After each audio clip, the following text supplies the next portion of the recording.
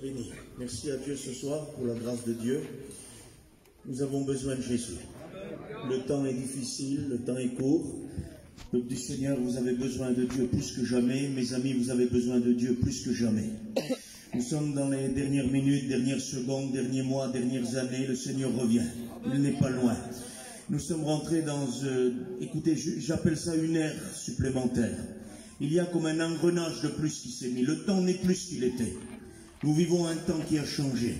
Nous vivons un temps où parfois on se dit, écoutez, c'est simple, on se dit qu'il y aura tout le temps un nouveau soir, tout le temps un nouveau matin, tout le temps une réunion de plus, tout le temps une mission de plus. J'aimerais vous dire quelque chose. Il y aura un dernier soir, il y aura un dernier matin, il y aura une dernière mission. Ça peut être peut-être celle-là, ça peut être peut-être ce soir, le dernier soir. Christ va revenir, il va y avoir un dernier. Il va y avoir un dernier matin, un dernier soir, une dernière prière. Il y aura un temps où Dieu va revenir chercher les siens.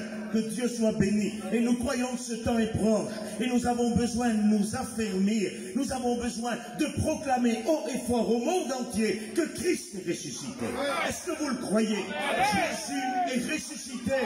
Nous avons besoin d'annoncer cela. Nos amis ont besoin de la vérité. Et j'aimerais annoncer la vérité ce soir. Cette vérité puissante que Dieu est venu apporter. L'évangile de puissance. Que Dieu soit béni. Le temps est difficile. Pardonnez-moi mes amis ce soir. Mais ce soir j'aimerais vous présenter. Et puis on va le comprendre à travers la prédication. J'aimerais vous montrer une vérité de la parole de Dieu. J'aimerais vous présenter un Dieu en colère. Frère, comment oses-tu dire ça? Nous sommes dans le temps de la grâce. Oui, mes amis, nous sommes dans le temps de la grâce. Mais il vient un temps où Dieu va être en colère et nous avons besoin d'avertir le peuple. Écoutez, nous sommes dans un temps où tu as connu le doux Jésus de la crèche, que tu as donné le doux Jésus qui sauve, le doux Jésus qui guérit. Amen, c'est des vérités. Mais ce doux Jésus de la crèche, ce Jésus qui sauve, qui guérit, doit être accepté comme sauveur. Sinon, il deviendra ton juge.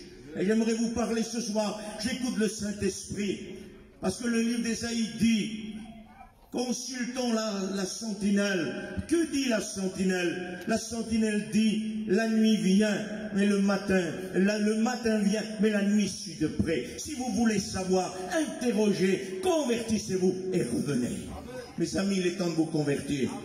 Église de Dieu, il est temps de revenir à Dieu. Rétrograde, il est temps de revenir à la maison. Il est temps de s'accrocher à Jésus. Parce que la sentinelle répond, non pas par un discours d'hébreu ou de grec, non. Elle répond par une vérité. Le matin vient, mais la nuit suit de près. Et vous n'avez plus le temps de vous préparer, mes amis. Ça y est, ça arrive. Et j'aimerais vous parler de la grande tribulation. Un temps de colère sans précédent qui va s'abattre sur la terre. Ce n'est pas un message pour nos amis. Si, nos amis ont besoin de savoir que le monde va bientôt connaître un temps de colère particulière. Et ce temps de colère-là n'est pas la colère de Satan, n'est pas la frappe de Satan, c'est la frappe de Dieu sur un monde perverti, sur un monde vivant dans le péché, sur un monde qui ne veut pas de Dieu, qui ne veut pas de l'agneau, qui ne veut pas de Jésus. La colère de Dieu s'abattra sur le monde entier qui a refusé d'accepter Jésus. La grande tribulation, elle ne vient pas de Satan, elle vient de Dieu. Apocalypse chapitre 3, j'enverrai une grande tribulation. Et j'ai besoin de vous en parler, parce que Dieu me demande de vous en parler ce soir. Et je vais lire un passage de l'Écriture qui se trouve en Ésaïe 26, 20. Écoutez ce que le Seigneur dit. Viens mon peuple, entre dans ta chambre et ferme la porte derrière toi. Cache-toi pour quelques instants, jusqu'à ce que la colère soit passée. Car voici l'Éternel sort de sa demeure pour châtier ceux qui sont sur la terre à cause de leurs péchés. Que Dieu soit béni. Et rentre mon peuple dans ta chambre et ferme la porte derrière toi. Ça veut dire quoi? Ça veut dire que Dieu est en train ici de nous mettre devant la vérité de la colère de Dieu. Et ce passage-là concerne, si vous voulez, le temps de la grande tribulation. Pour vous situer un peu ce soir, nous sommes ici en Apocalypse chapitre 12, où le reste d'Israël est protégé par Dieu. Le serpent se tient devant la femme, le peuple de Dieu, le peuple d'Israël. Et là, le résidus d'Israël est en train d'être dévoré par le dragon. Mais Dieu va protéger la femme 1260 jours. Dieu va la mettre de côté. Il va la protéger. Il va dire, rentre dans ta chambre, mon peuple, jusqu'à la colère soit passée. Cette colère-là, c'est la colère de Dieu sur le monde impie. Dieu met son peuple à l'écart. Dieu protège son peuple. Mais tous ceux qui n'auront pas voulu de lui, ils passeront par la colère. Il dit, va, rentre dans ta chambre, mon peuple. Il parle à Israël. Et j'aimerais que Dieu nous mette à l'écart. La parole de Dieu nous l'enseigne, que Jésus va venir nous chercher à nous les croyants, avant que la grande tribulation s'abatte sur le monde entier. Christ dit, je t'enverrai hors de la tribulation, je t'enlèverai, je t'amènerai, je viendrai te chercher pour que tu sois là où je suis. Amen. Est-ce que c'est un encouragement pour les chrétiens ce soir? Les chrétiens, croyez en le retour de Jésus. Croyez en l'enlèvement d'église. Croyez que vous ne passez pas par la grande tribulation. Il y en a trop qui ont perdu cette espérance et qui disent, je ne sais pas, je passe ou je passe pas. Lisons la parole de Dieu. La Bible nous dit dans le livre de Thessaloniciens, Dieu ne nous a pas destinés à la colère, mais à l'acquisition du royaume en Jésus-Christ. Amen. Dieu nous sort de ce temps de tribulation. Et le mot « hors » n'est pas le mot qui veut dire protéger au milieu de tout ça. Il veut dire sorti, enlevé de tout ça. Ça veut dire que nous allons bientôt partir. Et le monde va connaître une nuit sans ténèbres. Une nuit vient, Jésus a dit, travaillez tant qu'il fait jour. La nuit vient où personne ne peut travailler. Tu ne pourras pas travailler, frère. Je ne pourrai pas travailler. Personne ne pourra plus travailler. La nuit de ténèbres va s'abattre sur le monde entier. La grande tribulation est un temps de colère particulier. La colère de Dieu. Mais merci à Dieu parce que le psaume 30 dit que la colère de Dieu dure un instant, mais sa grâce l'éternité. Amen. Ça veut dire qu'il ne faut pas attendre de passer par la colère de Dieu, mon ami. Il faut user de la grâce de Dieu ce soir. N'attends pas de passer dans un temps de difficulté, parce qu'aujourd'hui le monde a peur, le monde tremble aujourd'hui. À cause de quoi? Du coronavirus, à cause de ce qui se passe, vous avez peur de ça. Il vient des jugements plus grands que ça, il vient des épidémies plus grandes que ça. Et si vous ne convertissez pas à Dieu, vous passerez par là. Et je ne voudrais pas ce soir que vous vous convertissiez parce que vous avez peur, mais parce que vous avez compris l'appel de Dieu. Parce qu'on ne se donne pas à Dieu parce qu'on a peur, on se donne à Dieu parce que l'amour de Dieu nous touche. Mais que Dieu en soit béni, ces avertissements sont là. Mon peuple, rentre dans ta chambre, jusqu'à la colère soit passée. Oui, la colère de Dieu va s'abattre sur un monde. La Bible est claire, nous l'avons lu. À cause de ceux qui sont sur la terre, à cause de leurs péchés. Pourquoi ils sont sur la terre à cause de leurs péchés? Parce qu'ils n'ont pas voulu le pardon des péchés en Christ. Ils n'ont pas voulu accepter Jésus. Ils n'ont pas voulu accepter la croix. Ils ont refusé d'être pardonnés. Et Dieu dit, ils sont sur la terre à cause de leurs péchés. Parce que leur péché demeure. Il ne peut pas partir avec Jésus avec l'enlèvement. Il ne peut pas faire partie de l'enlèvement parce que leur péché demeure. J'aimerais vous dire quelque chose, les chrétiens. Ce n'est pas votre foulard, ce n'est pas votre lit, votre chant, votre prédication qui vous permet l'enlèvement. Ce n'est même pas le culte que vous prenez, c'est le dimanche. Non, ce qui vous permet l'enlèvement, c'est la mort et la résurrection de Jésus. C'est le Christ en croix, c'est celui qui vous a changé, qui vous a sauvé. Et vous êtes nés de nouveau et c'est à cause de ça qu'on sera enlevé. Tout ce que nous faisons, bien sûr, nous le faisons à la gloire de Dieu. Nous prenons le culte de la Sainte Seine en mémoire de lui. Mais ce n'est pas ça qui nous permet l'enlèvement. Qui nous permet l'enlèvement, c'est son amour. Il a décidé de nous sauver. Nous avons accepté sa grâce. Mes amis, vous en êtes où avec le Seigneur? J'aimerais te poser la question à toi qui es jeune, à toi qui es plus âgé. Parce que sur la terre, lors de la grande tribulation, il y aura des grands, des plus jeunes, des plus âgés, toute catégorie de personnes. Parce qu'en Apocalypse 21, le grand trône blanc, le jugement de Dieu dernier, il y a des grands et des petits qui sont là. En Apocalypse 6, et puis c'est la fin, si vous voulez, de l'Apocalypse 6 et 6, 17, je crois. La colère de l'agneau est venue. Et juste avant ça, les grands, les petits, les riches, les rois, les militaires, ils crient aux montagnes, couvrez-nous pour que nous ne voyions pas la colère de Dieu. Ça veut dire quoi? Ça veut dire qu'il y aura des grands, des petits, des riches, des puissants, des nobles. Oui, il y aura toute catégorie de personnes qui trembleront devant la colère de l'agneau. Mon ami, tu en es où avec Dieu?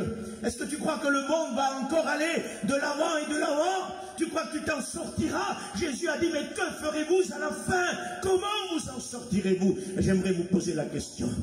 Le monde va vers ces dernières minutes, ces dernières heures. Tu en es où avec Dieu? Qu'est-ce que tu veux faire avec Dieu? Tu crois que des chapiteaux comme ça, il y en aura d'éternité en éternité?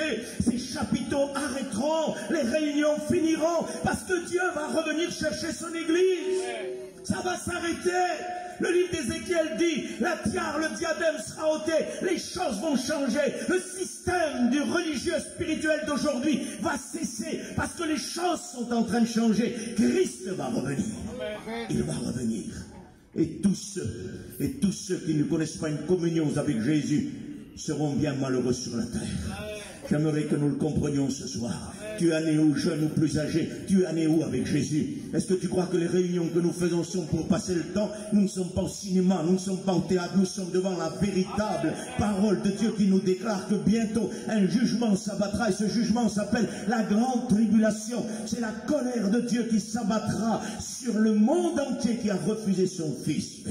Le monde acceptera, le monde voudra un monde sans Dieu, un monde qui ne veut pas de Jésus. Le monde d'aujourd'hui ne veut pas de Dieu. Ils pensent qu'ils vont conserver leur monde sans Dieu pendant des années, d'éternité en éternité. Ils veulent garder leur péché, ils ne veulent pas s'en repentir. La grande tribulation bat son plein. En Apocalypse chapitre 9, nous sommes à la 5e trompette. Et à la 5e trompette, nous sommes en train de voir que le monde a sombré dans le péché. Parce que j'aimerais vous dire quelque chose, mes amis.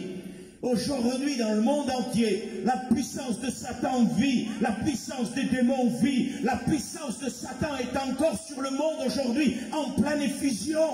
Mais j'aimerais te dire quelque chose. Quand l'Église sera enlevée, quand la grande tribulation va frapper, Satan aura un 100% pour agir sur la terre. Et au chapitre 9, 5e trompette, en pleine grande tribulation, vous savez ce qui se passe? Des sauterelles sortent de l'abîme. Et ces sauterelles-là ne sont pas des insectes, non. Il y en a qui cherchent des signes, frère.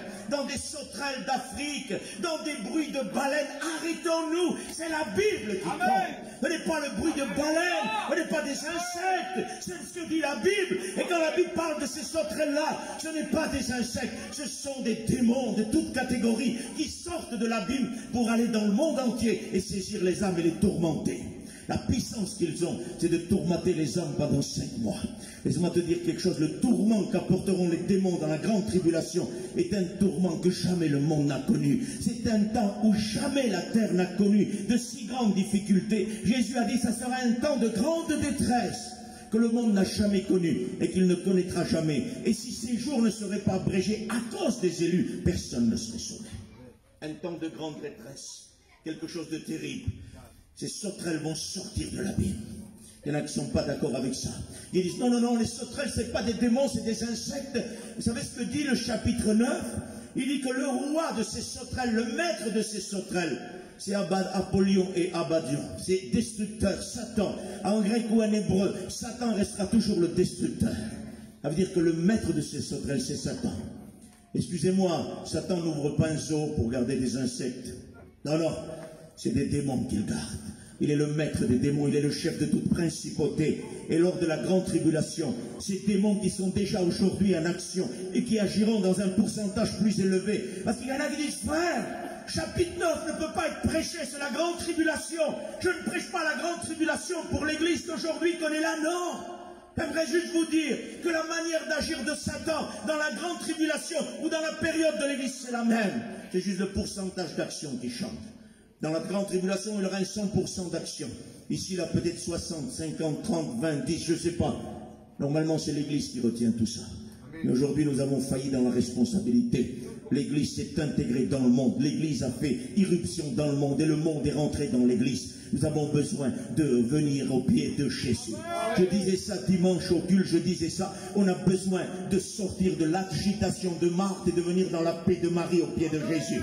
Marthe, tu t'agites pour beaucoup de choses et l'Église s'agite pour beaucoup de choses. L'Église a peur de beaucoup de choses. L'Église aujourd'hui a peur de ce qu'annoncent les médias.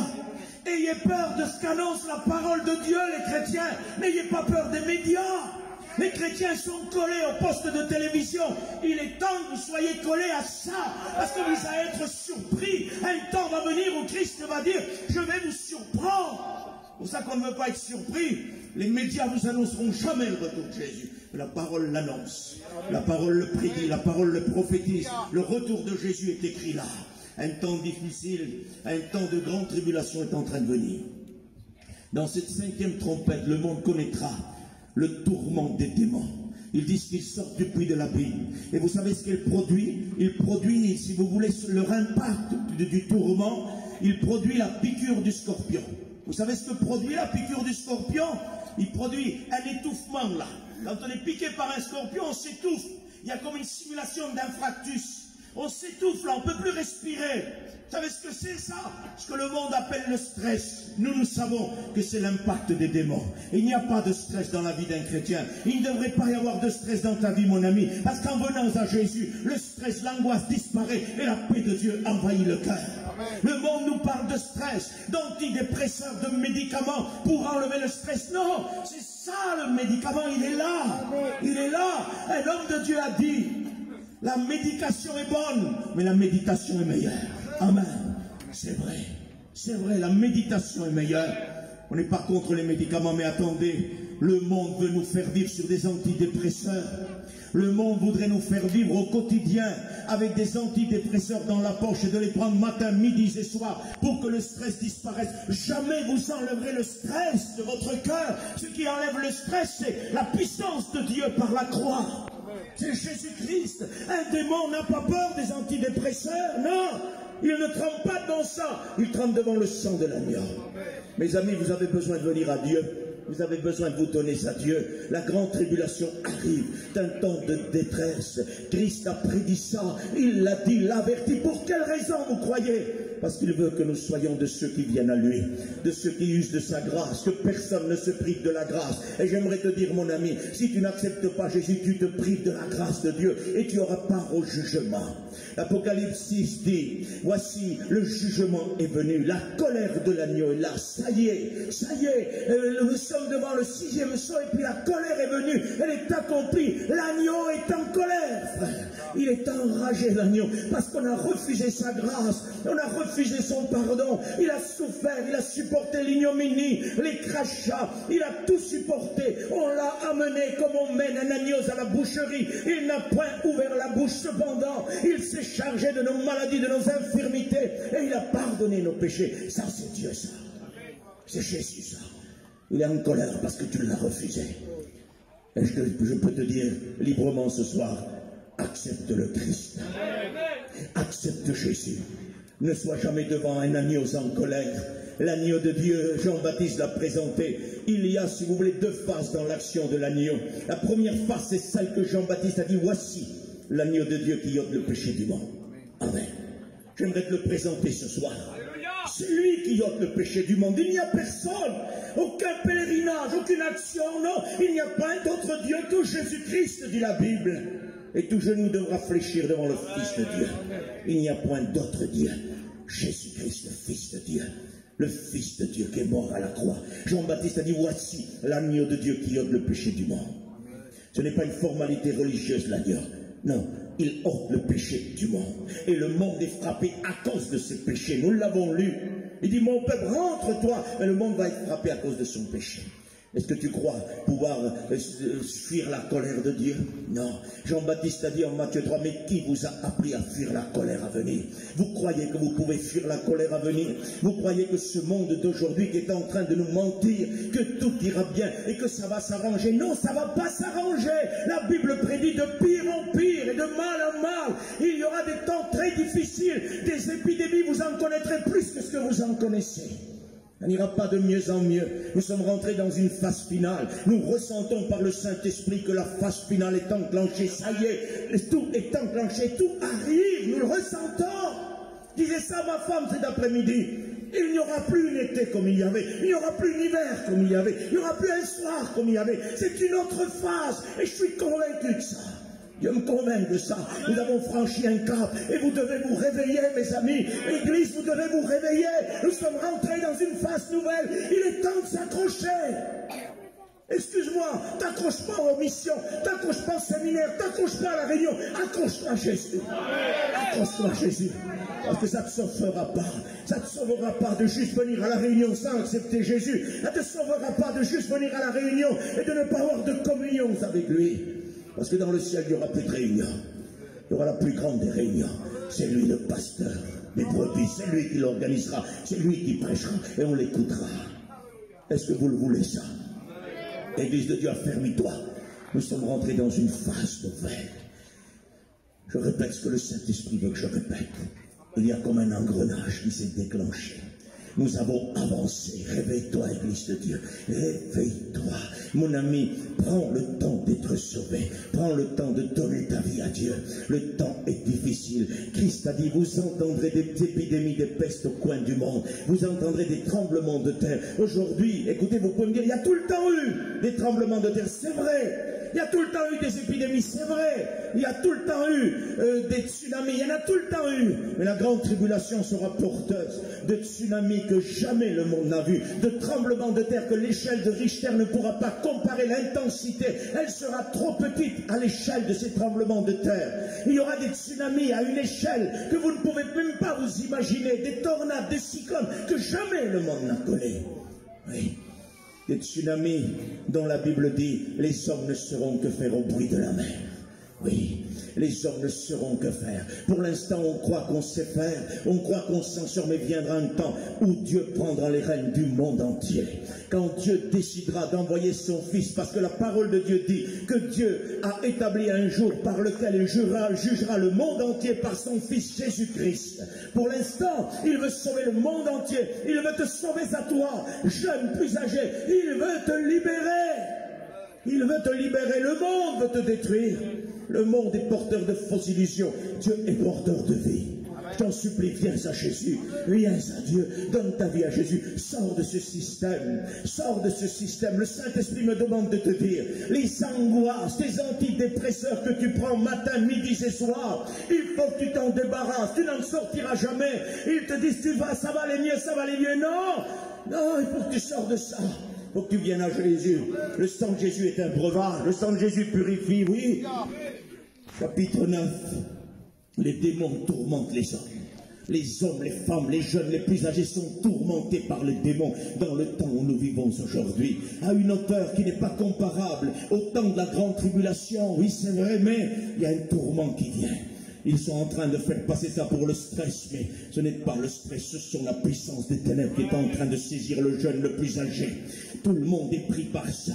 Et la Bible dit en continuant que les hommes n'ont pas voulu. Tout est prêt, dit la Bible, toujours dans le même chapitre. Tout est prêt. Vous me donnez quelques minutes de plus? Tout est prêt, dit la Bible. Et tout est prêt. Les anges sont prêts pour l'année, pour le mois, pour le jour et l'heure. Ça veut dire que tout est prêt. Le jugement va s'abattre sur cette terre où tu en es. Tu crois que Dieu sera en retard? Non. L'année, le mois, le jour et l'heure, tout est préparé. Tout est préparé à un signal donné, à la voix de l'archange, au son de la trompette de Dieu. Les morts en Christ ressusciteront et puis nous partirons avec eux. Et nous serons avec le Seigneur pour l'éternité. Tout est prêt du côté de Dieu. Et pourtant, le monde entier refuse un Seigneur. Refuse de se libérer de l'impact des démons. Nous sommes dans un temps où les hommes aiment les démons, excusez-moi, où les hommes adorent les idoles, adorent les démons, adorent leur drogue, adorent leur péché. Il est temps de haïr la drogue, le péché, les démons, les idoles, parce que Dieu revient chercher son Église et tu as besoin d'être sauvé. Tu as besoin d'être sauvé. Que Dieu nous fasse grâce. Les hommes, l'Apocalypse chapitre 9, les hommes n'ont pas voulu se repentir. Voilà pourquoi le jugement vient frapper le monde entier dans la grande tribulation. C'est parce que les hommes et les femmes n'ont pas voulu se repentir à la voix de Dieu.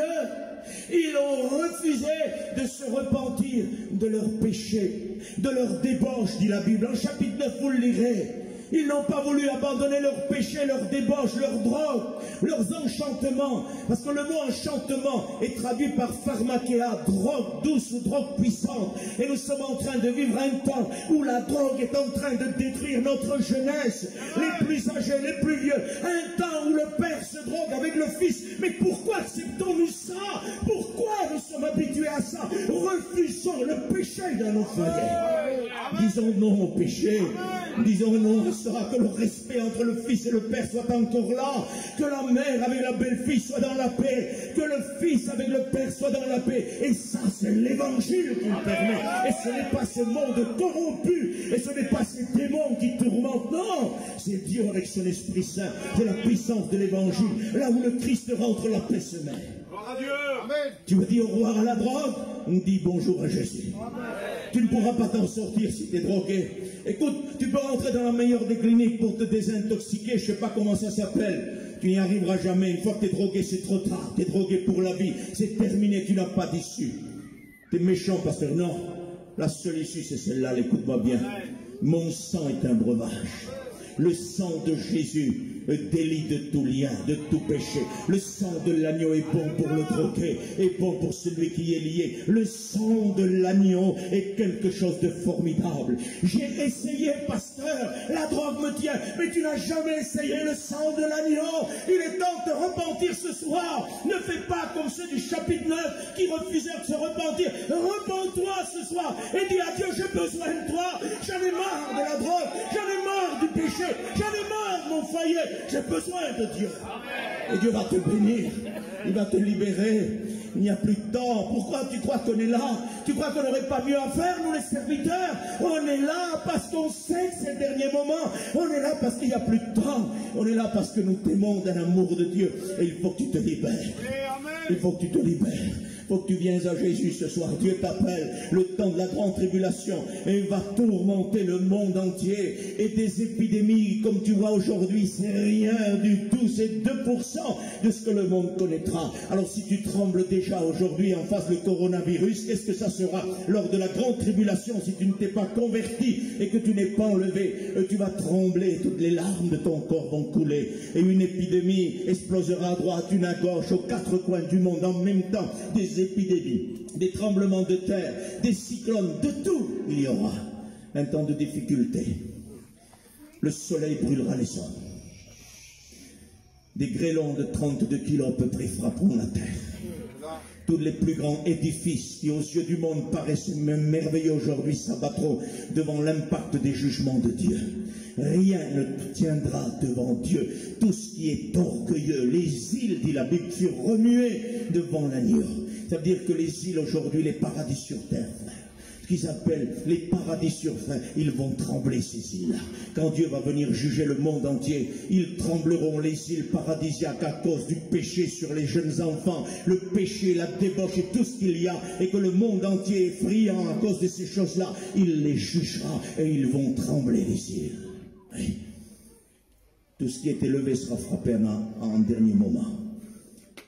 Parce qu'on entend à un moment donné que dans la 5e trompette, on frappe le trône de la bête. Toute la société, la puissance politique, tous les grands de ce monde poussés par l'esprit de l'Antichrist seront frappés par Dieu. Et Dieu déversera les ténèbres sur leur trône. Parce qu'aujourd'hui, on croit que les grands sont dispens, qu'ils s'en sortiront. Non, ils n'en sortiront pas. Dieu va juger le monde entier, tous ceux qui n'ont pas voulu de Dieu. Tu as l'occasion ce soir d'accepter Jésus. Tu as l'occasion de te donner à Dieu ce soir. Ne remets pas au lendemain. Ce soir, la position que tu as devant Dieu, elle est favorable. Ce soir, la décision est entre tes mains. Demain, elle peut t'échapper. Est-ce que c'est peut-être pas la dernière réunion? Est-ce que peut-être qu'on va la finir ou pas la finir? Est-ce qu'il va y en avoir 10, 15, 100, 200? On ne sait pas. Parce qu'on ne sait ni le jour ni l'heure. Non, on ne sait rien de tout ça. Mais nous comprenons que Dieu revient. Il y a des signes. Il y a des signes. Quand vous verrez ces choses, levez votre tête, car la délivrance est proche. Les chrétiens, levez votre tête, votre délivrance est proche. Ne vous conformez plus, les chrétiens, au siècle présent. Non, soyez renouvelés par l'intelligence du Saint-Esprit. Arrêtez avec les médias. Venez à la parole de Dieu. Venez à la prière. On n'a pas de sûreté, on n'a pas d'explication. Courbe le genou, prie Dieu. Reviens à l'écriture, éteins les médias. Ça va te bouleverser, ça va te terroriser. Et tu ne pourras rien faire. Parce que de toute façon, on te dira ce qu'ils veulent te dire. Et ce qu'on ne veut pas te dire, on ne te le dira jamais. Jamais. Que Dieu nous aide. Vous avez vu ce qu'on nous dit aujourd'hui, de ne plus payer avec l'argent liquide. Parce qu'il y a plein de microbes sur l'argent. Vous êtes d'accord avec moi? Parce qu'ils veulent enlever l'argent liquide pour passer aux cartes. Et tout ça est une préparation de l'esprit de l'Antichrist. Je disais à ma femme cet après-midi, tu trouves pas drôle? Ils nous disent qu'il y a des microbes sur les billets, sur les pièces, mais ils oublient de nous dire que, excusez-moi l'expression, que le téléphone portable que nous tenons tous les jours dans notre main, excusez-moi l'expression, les WC sont plus propres que lui. M'excuse de vous dire ça, c'est pour mettre la vérité devant les choses qu'aujourd'hui on veut nous faire croire. Pourquoi on ne nous dit pas débarrassez-vous un peu du portable pendant que ces coronavirus s'en vont là et ces épidémies ne le touchaient plus seulement en état d'urgence? Non, non, parce qu'on veut qu'on soit cloué là au téléphone. Parce que c'est ce qui arrive, Église de Dieu. On est cloué dans la réunion, on est cloué chez nous, parce qu'on a Facebook direct dans les réunions, on filme les réunions, c'est une catastrophe. Il est temps de s'arrêter avec ça, les chrétiens. Il est temps de prier à la réunion. Il est temps de s'arrêter de filmer. Il est temps de s'arrêter de mettre sur Facebook. Parce que Facebook n'a rien amené de bon pour l'Église. C'est une gangrène. Une gangrène. Sortez de là, je vous en supplie. Arrêtez avec ça. Venez à la Bible, venez à la prière, venez aux jeunes. Cherchez Dieu parce que le temps est court. Mes amis, sortez, sortez, fuyez, fuyez, fuyez, vous êtes en danger, venez à Dieu. C'est un cri du cœur de l'Esprit de Dieu. Fuyez, fuyez, fuyez, sortez du monde, sortez, vous êtes en danger. Mais pasteur, qu'est-ce qui t'arrive? C'est une inspiration du Saint-Esprit, mes amis, vous êtes en danger. Il faut que vous fuyiez, il faut que vous venez à la croix, il faut vous jeter dans les bras de Jésus, vous êtes en danger. Un temps terrible arrive, il va vous frapper, mais Dieu vous aime. La colère de l'agneau n'est pas encore accomplie. Nous sommes toujours dans l'amour de l'agneau. Oh, tu viens à Dieu. Fuyez, sortez. Sauvez-vous de cette génération perverse et redoutable. Le péché a fait éruption dans vos foyers. Le péché fait un scandale, une catastrophe. On pleure, on ne peut pas dormir la nuit et on aime toujours ce monde. Le monde entier va venir adorer la bête parce que la bête fut ressuscitée. Et le monde entier dit, mais qui est comparable à la bête? Ça veut dire qu'ils vont adorer la bête. J'aimerais vous dire, qui c'est qui vous fait mal? Ce n'est pas Dieu, c'est la bête. Arrêtez d'adorer le monde, arrêtez d'adorer les démons, arrêtez d'adorer la drogue, le péché, la débauche. Adorez Dieu. Repentez-vous, parce que qui c'est qui vous fait mal? Ce n'est pas Dieu, c'est le monde. Satan vous convainc. Et s'il y avait un Dieu, pourquoi ça? S'il y avait un Dieu, pourquoi ça? C'est ce que je disais, moi, dans l'hôpital, il y a 18 ans à peu près de ça, quand ma fille de 2 ans et demi était mourante. Je ne connaissais pas Dieu. C'est l'insensé du psaume 53. Je disais, s'il y a un Dieu, pourquoi il arrive ça? L'insensé dit en son cœur, il n'y a point de Dieu. Frère, c'est ce que je disais, moi. Il n'y a pas de Dieu, il n'y a pas de Dieu, il n'y a pas de Dieu. J'aimerais te dire quelque chose. Il y avait un Dieu, il est venu guérir ma fille, elle est parmi nous ce soir. Elle est en pleine santé à cause de Jésus. Alors là-bas, je disais, il n'y a pas de Dieu. Mais ce soir, je te déclare haut et fort, il y a un Dieu qui règne sur le règne des hommes. Et ce Dieu-là veut te sauver. Viens à Dieu, donne ton cœur à Dieu. Il faut que tu te sortes, il faut que tu te délivres. Tu es en danger, tu es en danger. Il faut que tu donnes ta vie à Dieu. Les chrétiens, vous vivez un réel danger. Ne vous endormissez pas. Réveillez-vous, ne vous amassez pas des richesses sur la terre. Laissez tomber le matériel, le commerce, l'abondance des choses. Laissez tomber tout ça, c'est un endormissement satanique. Le diable essaye d'endormir l'Église avec les besoins commerciaux matériels. Réveillons-nous, écrasons Satan, qu'il périsse avec ses biens, ses matériels. Nous restons sur la pourvoyance de Dieu. Quand nous avons le vêtement, la nourriture, nous disons cela suffit. Mais nous nous sommes endormis. Nous avons oublié, nous avons échangé nos biens spirituels pour les choses périssables. Plus de prières à cause de posséder une belle voiture, plus de jeûnes à cause de travailler plus parce qu'il faut payer. Jusqu'à quand vous croyez amener quelque chose? On n'amènera rien du tout. Rien du tout. Tout restera sur cette terre. Tout va rester ici. Tout va rester. aussi. Mon ami, ne te trompe pas. Tout ce que tu as partira. Ne mets pas ta confiance dans la richesse. Mets-la en Dieu. Mets-la en Dieu. Les chrétiens, le Saint-Esprit veut que je vous dise ça. Il dit, l'apôtre à Timothée, Timothée, prends garde que personne ne mette son espérance dans des richesses incertaines, mais qu'il la mette en Dieu qui nous donne tout, afin que nous en jouissions. Les chrétiens, ne mettez pas votre espérance dans des richesses incertaines, mettez-les en Dieu, espérez en Jésus, il va revenir, oui, il est tout proche, bientôt, il va venir, et là ça ne sera pas un bruit de baleine, ça ne sera pas des criquets en Afrique, non. Ce sera un signal donné. Ce signal est biblique. À la voix de l'archange, il est biblique. Et au son de la trompette de Dieu, c'est biblique. Et puis là, nous allons partir. Nous allons partir. Oui. Mes amis, venez à Jésus. J'aimerais que mon fils chante un cantique, si les frères le permettent. Et nous allons tous fermer nos yeux. Et c'est sûr.